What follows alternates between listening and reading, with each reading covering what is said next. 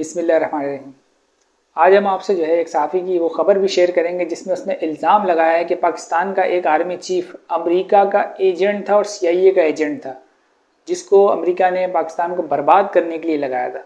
अब ये सहाफ़ी कौन है और इनकी क्या ख़बर है, ये हम आपको वीडियो के लास्ट में आपको बताएंगे।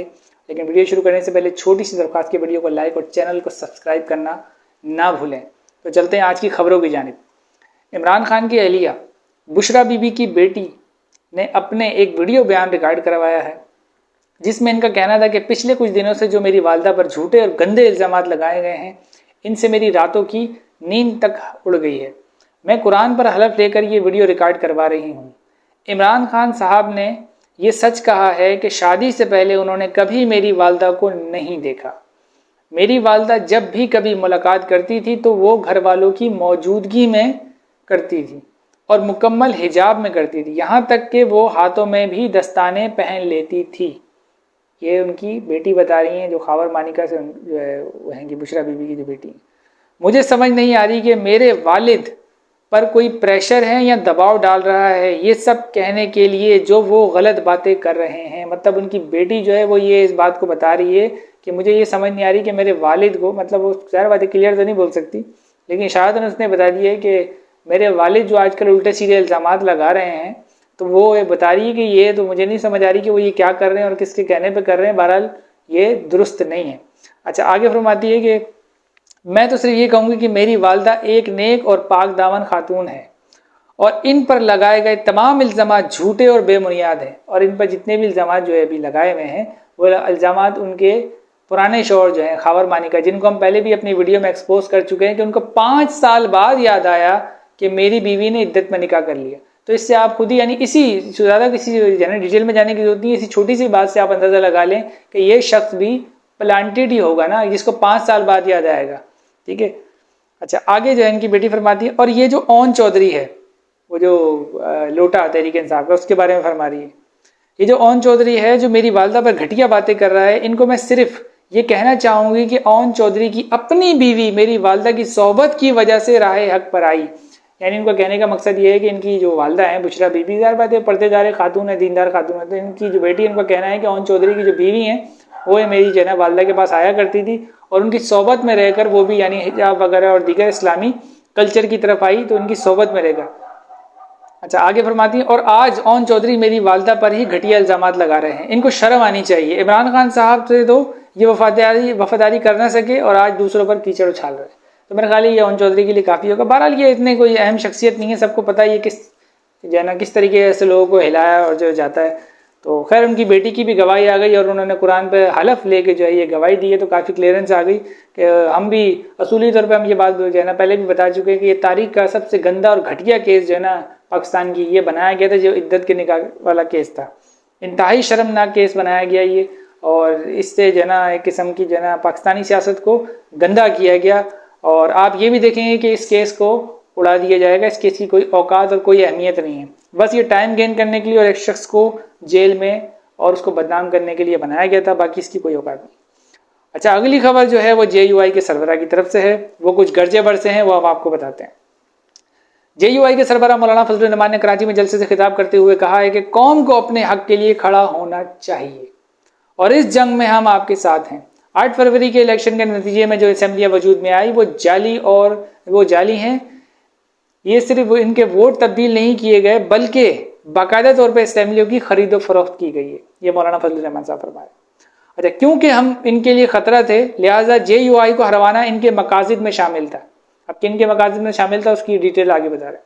याद रखो, हम पाकिस्तान के वफादार हैं, मगर पाकिस्तान में वफादारी का मेयार तो कुछ और है। यहाँ मुल्क से वफादारी और अपनी कौम से वफादारी, इसकी कोई अहमियत और कदर कीमत नहीं है। जब तक आप इस्टेब्लिशमेंट के बूट नहीं चाटोगे, यहाँ इस्टेब्लिशमेंट की नौकरी करनी पड़ेगी, तब आपको पाकिस्तानी तस्लीम किया जाएगा। ये फजलुर रहमान साहब फरमाए। फैसले इस्टेब्लिशमेंट करती है, जनरल बाजवा ने हमसे कहा कि हमने अफगानिस्तान की सरहद पर बाड़ लगा दी है, कोई गैर कानूनी तरीके से अब आ जा नहीं सकता, यानी अफगानिस्तान से कोई भी इस तरीके से नहीं आ जा सकता। तो हमें ये बताओ कि अमेरिका के खिलाफ जंग लड़ने हमारे 20,000 नौजवान मुसल्लह होकर अफगानिस्तान कैसे पहुंच गए और फिर आज वो बाढ़ किधर है और कहाँ है। इस पर अरबों रुपए किस बात के खर्च किए थे। और आज जब अफगानिस्तान में तालिबान की हुकूमत कायम हो गई तो वही हजारों मुसल्लह नौजवान पहले से ज्यादा ताकतवर होकर कैसे पाकिस्तान में वापस आ गए। मैं सरहद को महफूज रखने वाली पाकिस्तान की बहादुर फौज से पूछना चाहता हूं कि आप जब सरहद पर खड़े थे बाढ़ भी लगी हुई थी, फिर इतने लोग पाकिस्तान की सरहद में वापस कैसे आ गए। इसका मतलब यह हुआ कि ना तुम मुल्क में अमन और अमान कायम करने के लिए संजीदा हो और ना तुम्हारी हिकमत अमली जायज़ है। ये मौलाना फजलुर रहमान साहब फरमाए। अच्छा, मजीद कहते तुम अमेरिका के असूलों पर चलते हो, फलस्तीन में लोग मर रहे हैं और हम कुछ नहीं कर सकते। कहते हैं कि पाकिस्तान बड़ा मुल्क है, पाकिस्तान सलाहियत वाला मुल्क है। बेशक भले पाकिस्तान सलाहियत वाला मुल्क है, एक बड़ी फौज रखता है, लेकिन पाकिस्तान से तवक्को ना रखी जाए। जब तक ये एस्टेब्लिशमेंट पाकिस्तान की हुक्मरान है, स्याह और सफ़ेद की मालिक है। दुनिया इस्लाम से कहना चाहता हूँ कि पाकिस्तान से किसी किस्म की तवक्को ना रखो। जब इनकलाब लाएंगे तो हम इस मुल्क के हुक्मरान होंगे, फिर इंशाल्लाह पाकिस्तान अमली तौर पर आपके शाना बशाना खड़ा होगा। ये जो है जलसा में कराची में जलसा हुआ उसका जो है, उसमें मौलाना फजलुर रहमान ने बड़ी सख्त तनकीद की है एस्टेब्लिशमेंट के ऊपर। अच्छा, ये तो मैंने उनका बयान बता दी, लेकिन इसमें एक छोटा सा एक नोट भी साथ में जो है ना आपको बताता जाऊँ कि ये इन्होंने जलसा किया, इनको भी यानी डीसी ने जो है इन्होंने इजाज़त मांगी थी जलसा करने की, इनको इजाज़त नहीं दी, तो डीसी ने इनको इजाज़त नहीं दी, तो इन्होंने कहा कि भाई कोई दे ना दे, और इन्होंने स्टेज लगाया और जलसा कर लिया यानी कराची के अंदर जो ना। अच्छा, इंपॉर्टेंट बात ये थी कि इन्होंने जलसा किया, डीसी ने इजाज़त नहीं दी, लेकिन पुलिस और दीगर सिक्योरिटी जो है जो इंतजामिया है उसको जो है ना रूट वगैरह तय करवा दिए कि भाई यहाँ ट्रैफिक होगा, ये रोड बंद है, वो यानी बिल्कुल जैसे इजाज़त वाला काम होता है ना वो सब बाकी जो है ना प्रॉपर करवाया गया। लेकिन कुछ दिन पहले तहरीक इंसाफ जो एक जमात है उन्होंने जो है जलसे की इजाज़त कराची मांगी थी, उनको इजाज़त नहीं दी गई थी। यहाँ तक कि उन्होंने एक छोटी सी रैली निकाली थी, उसको भी रोका गया और उन पर जो है FIR वगैरह जो है ना दीगर उन पर काट दी गई। तो इस तरीके का, हालांकि ये कोर्ट की जो है ना केस कोर्ट में चल रहा है, वो PTI वाले कोर्ट में भी चले गए कि भाई हमें जलसा करना है, ये हमको इजाज़त नहीं दे रहे, और हम तो किसी रोड वगैरह पे नहीं, हम तो एक ग्राउंड में जलसा करना चाह रहे हैं, उसकी भी इजाज़त नहीं दे रहे, जो है इंतजामिया जो इसकी इजाज़त नहीं दे रही। तो कोर्ट ने भी इनको बोला, हेयरिंग चल रही है, अभी तक उनको जलसे की इजाज़त नहीं मिली, लेकिन मौलाना फजलुर रहमान आके जलसा करके चले गए और उन पर ना कोई FIR, ना कोई कारकुन की गिरफ्तारी, ना कुछ हुआ। तो ये पाकिस्तान में चल रहा है। इसी वजह से जो तहरीक इंसाफ के जो लोग हैं वो बज़ाहिर ऐसा लगता है कि जना उनको जना टारगेट किया जा रहा है, क्योंकि सबके लिए फिर एक तरीके का होता है ना, जो रीज़न इन्होंने बताए गए जो एडमिनिस्ट्रेशन थी, तो वो रीज़न ज़ाहिर बात है यहाँ पे भी अप्लाई होते हैं ना, लेकिन उन्होंने यहाँ पर कोई एक्शन नहीं लिया, तो फिर इससे जाहिर होता है कि भाई आप एक जमात को टारगेट कर रहे हो। अच्छा, अगली खबर की तरफ चलते हैं सीनियर सहाफ़ी हामिद मीर की जानिब से। सीनियर सहाफ़ी हामिद मीर ने अपने एक बयान में कहा है कि सहाफ़ी अरशद शरीफ के कत्ल केस में अदलिया के लिए एक टेस्ट केस है। सच बोलने का मकसद शौक़े शहादत है, लेकिन रोज गोली मारना आसान नहीं। पाकिस्तान में हकीकी सहाफत बहुत मुश्किल हो चुकी है। अब तो बचा कर आधा सच लिखना भी खतरात यानी लेने के मुतरादिफ है। हामिद मीर का मजीद कहना था कि अरशद शरीफ भी यही समझा, जो उसको ठीक लगा वो बोलता रहा। 2022 में इमरान खान के खिलाफ तहरीक अदम एतमाद आई तो अरशद शरीफ ने इस पर खुलकर तनकीद की। इसे पुरअसरार हालात में कीनिया में कत्ल कर दिया गया। सुप्रीम कोर्ट से इंसाफ नहीं मिला तो कमीशन बनवाने के लिए इस्लामाबाद हाई कोर्ट में दरख्वास्त दी है। हामिद मीर का मजीद कहना था कि साफियों को लड़वाने और आपस में तकसीम करवाने वालों को ये अच्छा नहीं लगा होगा कि आज साफी इमरान रियाज और असद तूर मेरे साथ मिलकर अरशद शरीफ के कत्ल की इंक्वायरी का मुतालबा कर रहे हैं। अगर अरशद शरीफ को सुप्रीम कोर्ट से इंसाफ मिल जाता तो आज हाई कोर्ट के जजों को इन हालात का सामना न होता जिन पर वो अपने खतूत में मातम कर रहे हैं। अरशद शरीफ कत्ल केस हमारी अदलिया के लिए एक टेस्ट केस बन चुका है, क्योंकि आज तक किसी मकतूल साफी को अदालतों से इंसाफ नहीं मिला। अरशद शरीफ को इंसाफ दिला दें तो ना सिर्फ सहाफत बल्कि अदलिया में भी मुदाखलत के दरवाजे हमेशा के लिए बंद हो जाएंगे, वरना कल किसी और अरशद शरीफ को गोली मार दी जाएगी। ये सहाफ़ी हामिद मीर साहब ने जो है अपना बयान दिया। अच्छा, वज़ीर आला KPK अली अमीन गंडापुर ने भी कुछ बातें की हैं, वो भी आपसे शेयर करते हैं। वज़ीर आला KPK अली अमीन गंडापुर ने अपने एक बयान में कहा है कि वफाक खैबर पख्तूनख्वा को इसका हक दे। हम आपसे खैरात नहीं मांग रहे बल्कि अपना जायज़ हक मांग रहे हैं। अगर मेरे सूबे का हक इसको नहीं दिया गया तो वफाकी हुकूमत को भी चैन से नहीं बैठने दूंगा। हर सूरत अपने सूबे का हक लेकर रहूंगा, चाहे मुझे किसी भी किस्म की कुर्बानी देनी पड़े। हमें हल्का ना लिया जाए, ऐसा ना हो कि मैं लोगों को लेकर आपकी तरफ रुख करूं।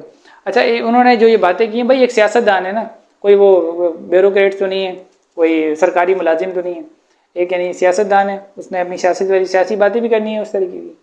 लेकिन इसमें ये बात है कि भाई उन्होंने जाहिर बात है कुछ वाजिबात हैं, खैबर पख्तूनख्वा हुकूमत के छोटा सूबा है तो उसके कुछ वाजिबात हैं, पंजाब से जो है वो वफाक से वो चाहता है कि उसके वाजिबात अदा किए जाएँ ताकि वो अपने डेवलपमेंट्स और जो है ना दीगर जो अपने काम वो करवा सके। तो वफाक जो है ना ड्रामेबाजी से जो है ना काम ले रहा है, उनके वाजिबात नहीं दे रहा है, वो देने चाहिए। सिंध के भी जो वाजिबात है, क्योंकि छोटे सूबे बलूचिस्तान है, उनको देने चाहिए। लेकिन लगता है ऐसा जैसे सारा फोकस जो है ना वफाक का अपने, जहाँ इनके अपने बंदे बैठे हुए हैं, जो मोहतरमा मरियम नवाज साहिबा है, पंजाब को ही नवाजने का जो एक बड़ा सूबा है और काफ़ी डेवलप भी है बाकी छोटे सूबों से। तो ये हमेशा से जब नून लीग की हुकूमत आती है तो ये देखने में आता है कि छोटे सूबों को उस तरीके से जो है ना नहीं देखते जिस तरीके से पंजाब में देखते हैं, तो फिर एहसास महरूमी वाला मसला खड़ा होता है।